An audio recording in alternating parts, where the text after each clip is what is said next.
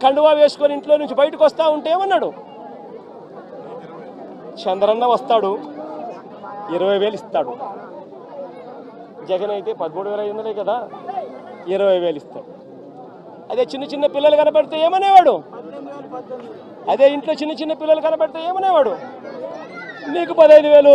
చిట్టి తల్లి ఇట్రామ్మా, ఇట్రా తల్లి, ఇటు ఇటు ఇటు ఇటు ఇటు ఇటు దగ్గరకు వచ్చి దగ్గరకు వచ్చి దగ్గరకు వచ్చాయి దగ్గరకు వచ్చి దగ్గరకు వచ్చి దగ్గరకు వచ్చాయి ఇటు ఇటు ఇటు ఇటు ఇటు నీకు 15,000. ఇదిగో నీ తమ్ముడికి నీకు 15,000. అదిగో నీ తమ్ముడికి ఇంకో తమ్ముడి దగ్గరకు వచ్చినా నీకు కూడా 15,000. నీకు ఇంకో పాప నీకు కూడా 15,000. సంతోషమా అని చంద్రబాబు అనేవాడు. అదే జగన్ అయితే అమ్మఒడి కింద కేవలం అమ్మ ఖాతాలో 15,000 మాత్రమే వేస్తాడు.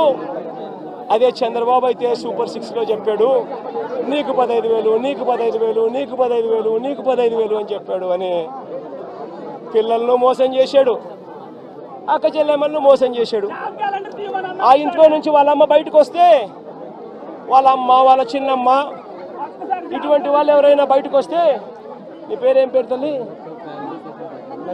నందిని లాంటి తల్లి బయటకు వస్తే ఇంట్లో నుంచి ఆ తల్లిని చూపించి ప్రతి మహిళకు 18 సంవత్సరాలు నిండిన ప్రతి మహిళకు మా చంద్రన్న సూపర్ 6లో చెప్పాడు ప్రతి మహిళకు నెలకు 1,500 రూపాయలు చొప్పున సంవత్సరానికి 18,000. నీకు 18,000 చెల్లెమ్మ, నీకు 18,000, నీకు 18,000 అని ఆ ఇంట్లో నుంచి వచ్చిన ప్రతి ఒక్కరూ ఆ అమ్మకు, ఆ చిన్నమ్మకు, ఆ పెద్దమ్మకు అందరికీ నీకు 18,000, నీకు 18,000, నీకు 18,000 చెప్పాడు. అందరితో ఆగిపోయాడా? ఆ ఇంట్లో నుంచి 50 ఏళ్ళ పై చిలుకు గల మహిళ ఎవరైనా బయటకు వస్తే, ఇంకా మా అమ్మ వయసులో ఉన్న ఎవరైనా బయటకు వస్తే, మా అమ్మలంటమ్మ బయటకు వస్తే వీళ్ళకేమనేవాడు? జగన్ అయితే నీకు 18,000 ఇస్తాడు, మా చంద్రన్న అయితే నీకు 48,000 ఇస్తాడు అని చెప్పి అమ్మను మోసం చేశాడు. ఇంట్లో నుంచి ఒక 20 ఏళ్ళ పిల్లోడు బయటకు వస్తే ఏమనేవాడు?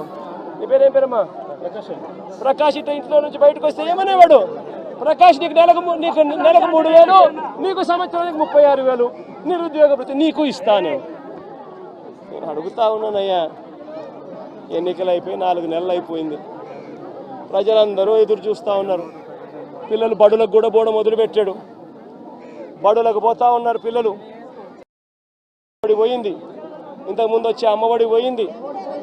వ్యవసాయం చేస్తూ ఉన్న రైతులు ఉన్నారు, ఇంతకుముందు వచ్చే రైతు భరోసా సొమ్ము పోయింది. ఇంతకుముందు చేయూత వచ్చేది, చేయూత పోయింది. 0 వడ్డీ పోయింది. ఆసరా ఇంతకుముందు జగన్ కరికరంతో అది కూడా మంచి చేశాడు. దాని గురించి అట్టాగా ఊసేయలేదు. నేను అడుగుతా ఉన్నా, ఇంత అన్యాయంగా ఒకవైపున అందరినీ మోసం చేస్తూ, మరోవైపున వాళ్ళ స్కూళ్ళకు వెళ్ళేటప్పుడు వాళ్ళ స్కూళ్ళల్లో వాళ్ళు తినే వాళ్ళ గోరుముద్ద ఈరోజు నిర్వీర్యమైపోయింది. ఈరోజు గోరుముద్ద కోసం మంచి తిండి లేక పిల్లలు ఈరోజు హాస్పిటలైజ్ అవుతున్నారు, స్ట్రైకులు చేస్తూ ఉన్నారు. గోరుముద్ద